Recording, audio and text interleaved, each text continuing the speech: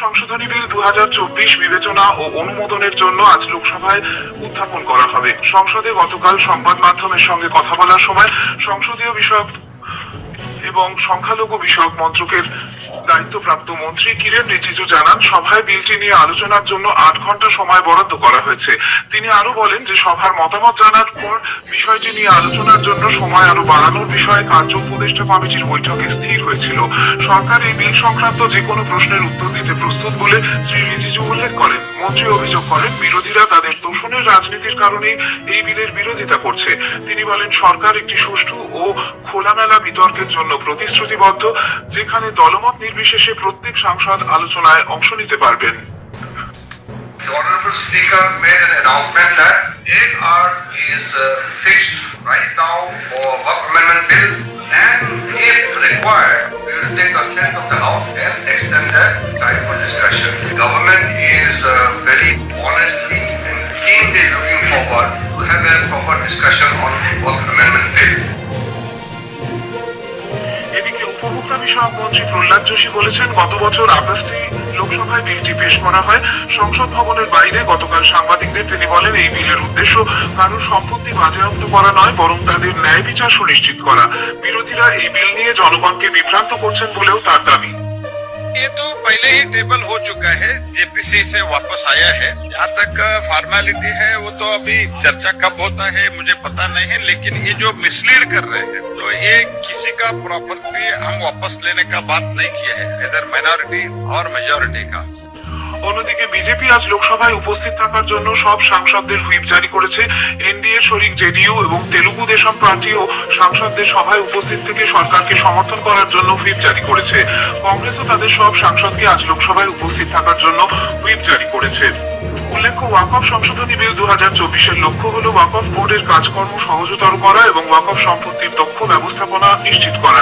এই বিলের উদ্দেশ্য ওয়াকফ সম্পত্তির নিয়ন্ত্রণ ও পরিচালনার ক্ষেত্রে সমস্যা ও চ্যালেঞ্জগুলি সমাধানের জন্য 1995 সালের ওয়াকফ আইন সংশোধন।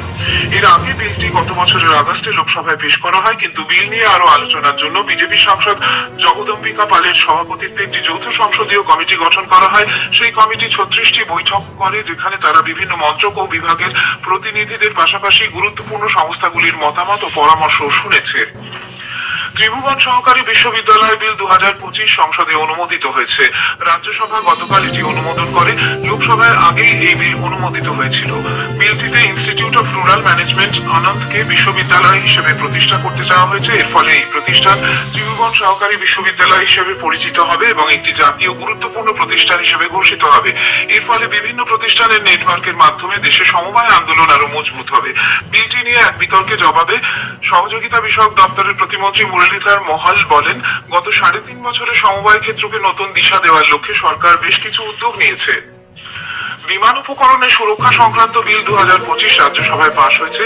মোবাইল সরঞ্জামের ক্ষেত্রে আন্তর্জাতিক স্বার্থ বিষয়ক কনভেনশন আইনি বৈধতা দেওয়া এই বিলের লক্ষ্য। বিলটিতে কেন্দ্রীয় সরকারকে এই সংক্রান্ত কনভেনশন ও প্রোটোকলের সংস্থানগুলিকে বাস্তবায়িত করার জন্য নিয়ম নীতি প্রণয়নের ক্ষমতা দেওয়া হয়েছে। কর্মচারী ভবিষ্যনিধি সংগঠন ইপিএফও আরো 15টি ব্যাংককে তালিকাভুক্ত করে তাদের সরাসরি অর্থ প্রদানের ব্যবস্থা সম্প্রসারিত করেছে। এর ফলে মোট 32টি ব্যাংক ইপিএফওর তালিকাভুক্ত হলো। এই উপলক্ষে নতুন দিল্লিতে আয়োজিত এক অনুষ্ঠানে কেন্দ্রীয় শ্রম ও কর্মসংস্থান দপ্তরের মন্ত্রী ডক্টর মনসুখ মান্ডাভিয়া বলেন, ইপিএফওর মতো প্রতিষ্ঠানগুলি নতুন ভারতের পথে যাত্রাকে এগিয়ে নিয়ে যাওয়ার ক্ষেত্রে এবং দেশের ভবিষ্যৎ গঠনে গুরুত্বপূর্ণ ভূমিকা নিয়েছে। প্রায় 8 কোটি সদস্য এবং 78 লক্ষের বেশি পেনশনভোগীকে নিয়ে ইপিএফও লক্ষ লক্ষ মানুষের জন্য সামাজিক সুরক্ষা নিশ্চিত করেছে। ভারতের পুনর্নবীকরণযোগ্য শক্তি ক্ষেত্রে গত আর্থিক বছরে 25 গিগাওয়াট অন্তর্ভুক্ত করে এক নতুন উচ্চতায় পৌঁছানো সম্ভব হয়েছে। পুনর্নবীকরণযোগ্য শক্তি মন্ত্রী প্রহ্লাদ যোশী গতকাল নতুন দিল্লিতে এক সাংবাদিক সম্মেলনে এই কথা জানান। তিনি বলেন, গত আর্থিক বছরের তুলনায় এই ক্ষেত্রে বৃদ্ধির হার প্রায় 35%। 2023-24 আর্থিক বছরে 18.57 গিগাওয়াট অর্জন করা সম্ভব হয়েছিল। World audio visual and entertainment summit waves এর অংশ হিসেবে create in India challenge CIC season 1-এ 85,000 রেজিস্ট্রেশন অতিক্রম করে একটি নতুন মাইল ফলক অর্জন করেছে। এর মধ্যে 1,100 জন বিদেশি অংশগ্রহণকারী রয়েছেন। তথ্য ও সম্প্রচার মন্ত্রক জানিয়েছে, 32টি বিভিন্ন চ্যালেঞ্জের মধ্যে থেকে 750 জনকে বাছাই করা হয়েছে চূড়ান্ত পর্বের জন্য। ওয়েব সামিটের প্রথম পর্ব 1 থেকে 4 মে মুম্বাইতে অনুষ্ঠিত হবে। তথ্য ও সম্প্রচার মন্ত্রী অশ্বিনী বৈষ্ণব অপরাধ দমনের জন্য আইনি ক্ষেত্রে প্রযুক্তিগত সহায়তার উপর গুরুত্ব দিয়েছেন। কেন্দ্রীয় তদন্ত ব্যুরো সিবিআই এর 65তম প্রতিষ্ঠা দিবস উপলক্ষে গতকাল নতুন দিল্লিতে 21তম ডিপি কোহলি স্মারক বক্তৃতায় মন্ত্রী বলেন, বর্তমান যুগে কেবল আইনই যথেষ্ট নয়, প্রযুক্তি, অর্থনৈতিক এবং সামাজিক উন্নয়ন ত্বরান্বিত হওয়ায় প্রচলিত তদন্ত ব্যবস্থায় আমূল পরিবর্তন এসেছে। বর্তমান যুগে অপরাধ দমনে বিশেষত এআই সংক্রান্ত সমস্যা সমাধান করার জন্য সিবিআই এর স্টার্টআপ, শিল্প সংস্থা এবং শিক্ষাবিদদের সহযোগিতার দিকে নজর দেওয়া উচিত। The role of technology that has increased significantly. Changes which are happening both on the economic front, in the social front and on the technological front. I request that CBI and its great team should look at more collaborations. Going forward, as we take up this journey for Viksit Bharat, we should collaborate with startups, we should collaborate with industry, and more so, we should collaborate with the academia. মায়ানমারে গত সপ্তাহে বিধ্বংসী ভূমিকম্পে মৃতের সংখ্যা 2700 ছাড়িয়েছে। মায়ানমারের সামরিক নেতা মিন অং হলিং এক টেলিভিশন বার্তায় গতকাল জানান যে মৃতের সংখ্যা 2719-এ পৌঁছেছে এবং তা আরো বেড়ে 3000 ছাড়াতে পারে বলে মনে করা হচ্ছে। 4521 জন আহত হয়েছেন এবং নিরুদ্দেশ 441 জন। এদিকে সে দেশে ত্রাণ ও উদ্ধার কাজ চলেছে পুরোদমে। বিপর্যয়ে ত্রাণ, উদ্ধার, মানবিক সহায়তা এবং চিকিৎসা সংক্রান্ত সহায়তা সহ প্রয়োজনীয় সাহায্য দানের জন্য ভারত ইতিমধ্যেই অপারেশন ব্রহ্মা শুরু করেছে। এ পর্যন্ত 625 মেট্রিক টন ত্রাণ সহায়তা সেখানে পাঠানো হয়েছে। বিদেশ মন্ত্রক জানিয়েছে, ভূমিকম্প বিধ্বস্ত মায়ানমারে ভারতীয় মেডিকেল কন্টিনজেন্টের তৈরি সেনা ফিল্ড হাসপাতালে 2টি বড় ধরনের অস্ত্রোপচার সহ প্রায় 104 জন রোগীর চিকিৎসা করা হয়েছে। মন্ত্রক আরো জানিয়েছে, এনডিআরএফ এর দল ত্রাণ কাজ চালাচ্ছে এবং আরো 5টি দেহ উদ্ধার হয়েছে। এ নিয়ে তারা 16টি দেহ উদ্ধার করলো। তারা এখন গঙ্গাঘাট মন্দিরে উদ্ধার কাজ চালাচ্ছে। তাইওয়ান প্রণালীর বর্তমান অবস্থান বলপ্রয়োগ করে একতরফাভাবে বদলানোর চেষ্টা করা হলে মার্কিন যুক্তরাষ্ট্র কঠোরভাবে বিরোধিতা করবে বলে আবারও স্পষ্ট জানিয়েছে। এক সাংবাদিক সম্মেলনে তাইওয়ানের কাছে চীনের সামরিক মহড়া সম্পর্কে এক প্রশ্নের উত্তরে হোয়াইট হাউসের প্রেস সচিব ক্যারোলাইন লেভিট এই মন্তব্য করেন। লেভিট বলেন, প্রেসিডেন্ট ট্রাম্প তাইওয়ান প্রণালীতে শান্তি বজায় রাখার উপর গুরুত্ব দিয়েছেন। চীনের সামরিক বাহিনী তাইওয়ানের কাছে তাদের স্থল, নৌ, বিমান বাহিনী ও রকেট নিয়ে যৌথ মহড়া শুরু করেছে বলে জানানোর পর লেভিটের এই মন্তব্য। ইয়েমেনের পশ্চিমাঞ্চলের হোদেইদা প্রদেশে হুথি বিদ্রোহীদের দখলে থাকা অঞ্চলে চলতে থাকা মার্কিন বিমান হামলায় অন্তত 3 জনের মৃত্যু হয়েছে।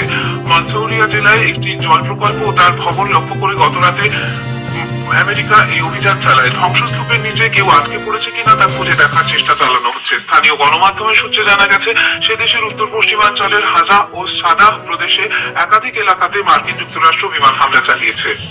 প্রধানমন্ত্রী নরেন্দ্র মোদী আসন্ন বিমস্টেক শীর্ষ সম্মেলনে যোগ দিতে আগামীকাল থাইল্যান্ড যাচ্ছেন।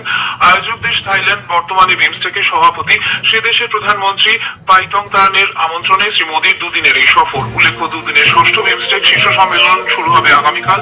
প্রধানমন্ত্রী 4 এপ্রিল এই শীর্ষ সম্মেলনে অংশগ্রহণ করবেন।